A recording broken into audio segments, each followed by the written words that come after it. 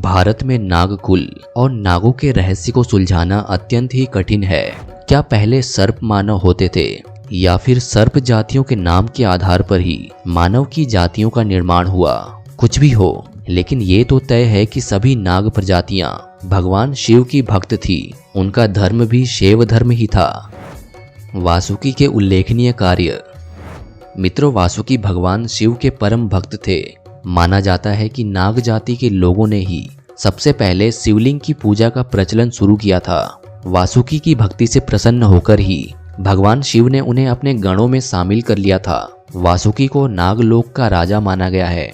समुद्र मंथन के दौरान वासुकी नाग को ही रस्सी के रूप में मेरू पर्वत के चारों ओर लपेटकर मंथन किया गया था, जिसके चलते उनका पूरा शरीर लहूलुहान हो गया था। जब भगवान कृष्ण को कंस की जेल से चुपचाप वसुदेव उन्हें गोकुल ले जा रहे थे, तब रास्ते में जोरदार बारिश हो रही थी।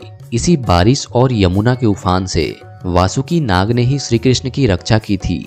वासुकी ने ही कुंती पुत्र भीम को 10,000 हाथियों के बल प्राप्ति का वरदान दिया था। वासुकी के सिर पर ही नागमणि होती थी। कैसे उत्पत्ति हुई नागों की? पुराणों के अनुसार सभी नागों की उत्पत्ति ऋषि कश्यप की पत्नी कद्रु की कोख से हुई है। कद्रु ने हजारों पुत्रों को जन्म दिया था, जिनमें प्रमुख थे अनंत यानी शेष नाग, वासुकी, तक्षक, कारकोटक, पद्म, महापद्म, शंख, पिंगला और कुलिक। कद्रु दक्ष प्रजापति की कन्या थी। अनंत यानी शेष, वासुकी, तक्षक, कारकोटक और पिंगला, इन 5 नागों के कुल के लोगों का ही भारत में वर्चस्व था। ये सभी कश्यप वंशी थे। इन्हीं से नागवंश चला। नाग वंशावलियों में शेष नाग को नागों का प्रथम राजा माना जाता है। शेष नाग को ही अनंत नाम से भी जाना जाता है। इसी तरह आगे चलकर शेष के बाद वासुकी हुए, फिर तक्षक और पिंगला। वासुकी ने भगवान शिव की सेवा में नियुक्त होना स्वीकार किया। वासुकी का कैलाश पर्वत के पास ही राज्य था और मान्यता है कि तक्षक ने ही तक्षकशिला यानी तक्षशिला बसाकर अपने नाम से तक्षक कुल चलाया था। ये तीनों गाथाएं पुराणों में पाई जाती है। शेष नाग को भगवान विष्णु की सेवा का अवसर मिला। एक सिद्धांत के अनुसार ये मूलतः कश्मीर के थे।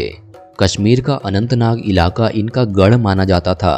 कांगड़ा, कुल्लू और कश्मीर सहित अन्य पहाड़ी इलाकों में नाग ब्राह्मणों की एक जाति आज भी मौजूद है। महाभारत काल में पूरे भारतवर्ष में नागा जातियों के समूह फैले हुए थे। विशेष तौर पर कैलाश पर्वत से सटे हुए इलाकों से असम, मणिपुर, नागालैंड तक इनका प्रभुत्व था। ये लोग सर्प पूजक होने के कारण नागवंशी कहलाए। कुछ विद्वान मानते हैं कि शक या नाग जाति हिमालय के उस पार की थी। अब तक तिब्बती भी अपनी भाषा को नाग भाषा कहते हैं। उनके बाद ही करकोटक, एरावत, धृतराष्ट्र, अनत, अही, मणिभद्र, अलापत्र, कंबल, अंशतर, धनंजय, कालिया, सोमफू, दौधिया, काली, तख्तू, धूमल, फाहल, काना इत्यादि नाम से नागों के वंश हुआ करते थे। भारत के भिन्न भिन्न इलाकों में इनका राज्य था। अथर्ववेद में कुछ नागों के नामों का उल्लेख मिलता है। ये नाग हैं श्वित्र, स्वज, प्रिदाक, कलमाश, ग्रीव और तिरिचराजी नागों में चितकोबरा, काला फनियर यानी करैत, घास के रंग का उपतृण्य, पीले रंग का ब्रह्म, असिता रंग रहित अलीक, दासी, दुहित, असती, तगात, अमोक और तवस्तु आदि। नागा आदिवासियों का संबंध भी नागों से ही माना गया है। छत्तीसगढ़ के बस्तर में भी नल और नागवंश तथा करवधा के फणी नाग वंशियों का उल्लेख मिलता है। पुराणों में मध्य प्रदेश के विदिशा पर शासन करने वाले नागवंशीय राजाओं में शेष, भोगिन, सदाचंद्र, धनधर्मा, भूतनंदी, शिशुनंदी आदि का उल्लेख मिलता है। पुराणों के अनुसार एक समय ऐसा था, पाकिस्तान, बांग्लादेश सहित पूरे भारत के शासक थे। उस दौरान उन्होंने भारत के बाहर भी कई स्थानों पर अपनी विजय पताकाएं भी फहराई थी। तक्षक, तनक और तुस्त राजाओं के राजवंशों की लंबी परंपरा रही है। इन नागवंशियों में ब्राह्मण, क्षत्रिय आदि सभी समुदाय और प्रांत के लोग थे। नागवंशियों ने भारत के कई हिस्सों पर राज किया था। इसी कारण से भारत के कई शहर और गांव नाग शब्द पर आधारित है। मान्यता है कि महाराष्ट्र का नागपुर शहर सबसे पहले नागवंशियों ने ही बसाया था। वहां की नदी का नाम नाग नदी भी नागवंशियों के कारण ही पड़ा। नागपुर के पास ही प्राचीन नागरधन नामक एक महत्वपूर्ण प्रागैतिहासिक नगर है। महार जाति के आधार पर ही महार से महाराष्ट्र हो गया। महार जाति भी नागवंशियों की ही एक जाति थी। इसके अलावा हिंदी भाषी राज्यों में नागदाह नामक कई शहर और गांव मिल जाएंगे।